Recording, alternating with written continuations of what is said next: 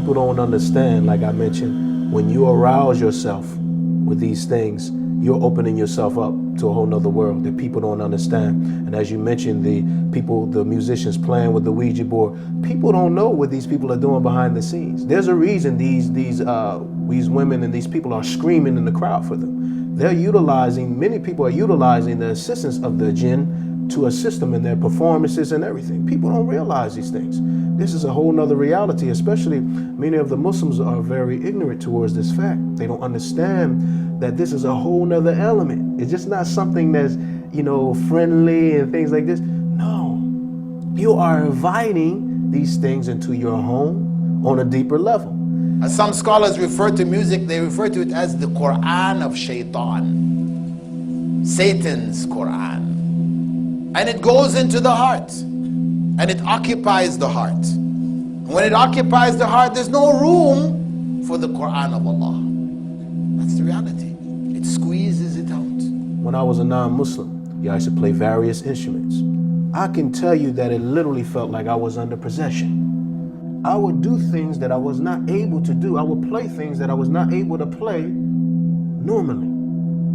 Music is very, very dangerous, and a lot of people don't know what they're doing with the music. And if you don't believe this, all you have to do is look at some documentary footage of what was called Beatlemania in the West, and how mad people went over new sounds of music that were being popularized and promoted over the airways. And rock and roll had a massive impact on people. And as it got darker and darker, and you went into these heavy metal and all these other types of, you get some really, really serious problems at these concerts where people literally will go mad. I mean, obviously there's drug involvement, and this is another reason, because you'll find many of the hadith that talk about the prohibition of music also have drugs mentioned in the same hadith. There's so much corruption in this music industry, and there's so many things that happen behind the scenes that is very wild when it actually comes to light. And this is why you have people like Ibn Qayyim al-Jawziyya, one of the scholars of the past.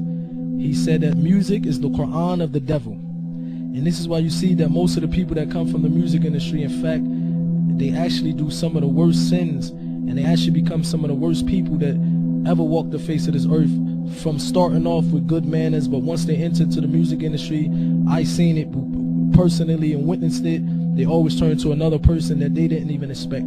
People like Jimi Hendrix, and he was not able to play without being under a substance, being high, without being high. So we know, even from a scholarly point of view, what do the scholars mention about people that get high and things like this? You make yourself open to what? The jinn. Every musician that is on the highest level, think about it. Many of them are doing drugs and alcohol to get them to that level. You can't escape it. You might as well, if you don't want to be involved with drugs and alcohol or listening to someone that is involved in those things, you might as well take all of your CDs and everything and just throw it out. Because this is what the people that you're listening to, this is what they're involved in, many of them. Getting high, alcohol, and as you mentioned, Islam clearly clarifies and makes clear the position on those things.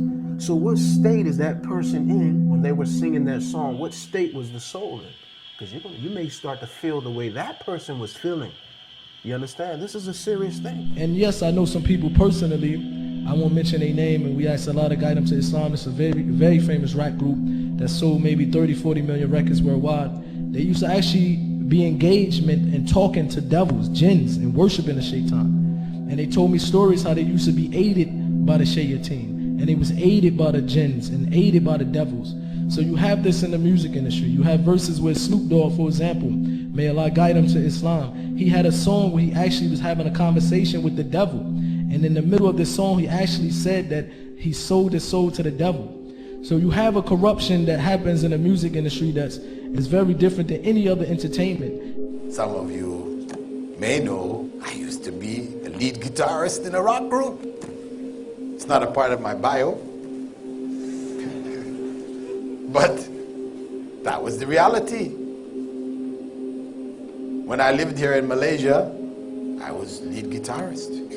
Alhamdulillah, I found Islam.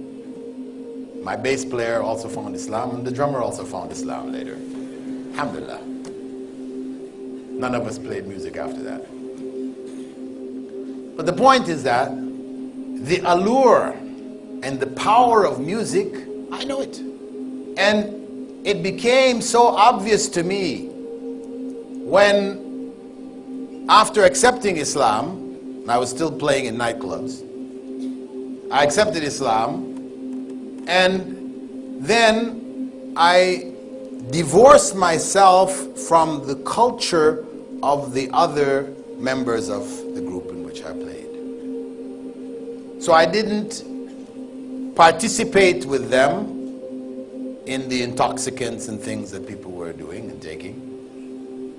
So in the nightclubs, I used to be the only sober one.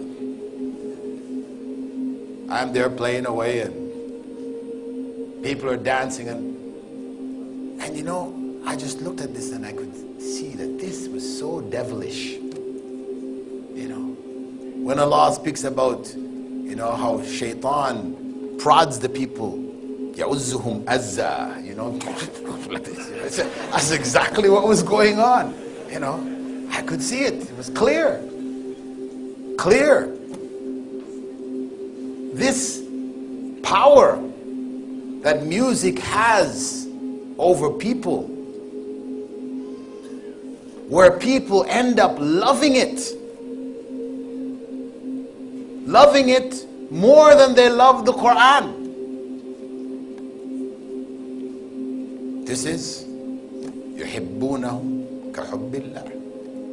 If you take a look at music, and I know there are very few scholars, of late who are saying, no, there's nothing wrong and so on. But even those, and I want to clarify something to start with. The truth is, even if we look at some of the scholars who might have said that, okay, you know what, music, there is certain, it's permissible. They are not talking about the beat of today. Today's beat is definitely excluded. There is no scholar on earth, Muslim scholar, that allows you to listen to Beyonce and Madonna and Michael Jackson and those. That is completely out, because number one, it's dirty, it's filthy, the lyrics are horrible, terrible. They encourage you to move your body and to shake your thing, as they say.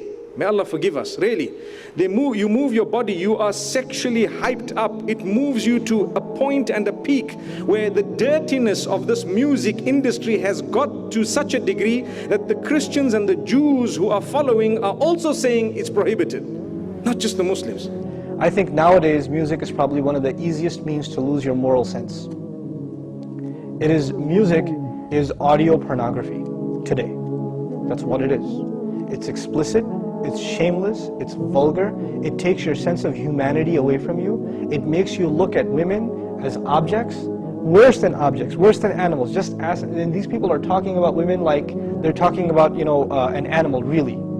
It objectifies women, and especially I've noticed a lot of the brothers that I know of Muslims that are really into the hip-hop scene, and they're kind of doing the hifz of the song, right? They're memorizing the song, and they're really good at reciting it with perfect tajweed too, right? And so they do that, and it's just horrible language, horrible, horrific language. So it's a dirty industry. Ask those who are in it. It's filthy. When you hear about music, you hear about how to attract the opposite sex, and it's all about love and all about, your emotions. And so at home you're not happy. When you go to work, you see someone you're working with and you're busy thinking, ooh, the music fits exactly here, and so on. Things are happening. People are tampering with our minds, whereas we have the melody of the Quran, the melodious revelation that Allah subhanahu wa ta'ala has given us, something great and grand. We should not substitute the Quran with that. If a person finds listening to the Quran annoying, after they've been listening to hip-hop and this and that for a long time, and as soon as somebody puts the Quran on in the car, you know what they say? Oh man, turn that off, man, I don't want to, I just want to talk. And they immediately, they get a little annoyed when they hear the Quran. That actually means the shayateen have taken over, and they're constantly making waswasa to this person. Because what do the shayateen hate the most? They hate the Quran. They hate the word of Allah. They flee. It hurts them. So you know what they do? Because this person has let the shayateen, the devils, into his heart, they start pinching at his heart when he hears Quran, and he says, I don't want to hear this. Right? It's like surgery. It's like pulling a tooth for this person. When you try to give this person a reminder from Allah's word, they get annoyed by it, like agitated, like an allergic reaction. Why? Because they've let the shayateen in. To let them out, the first thing you got to do is stop supplying them with fuel. This is fuel.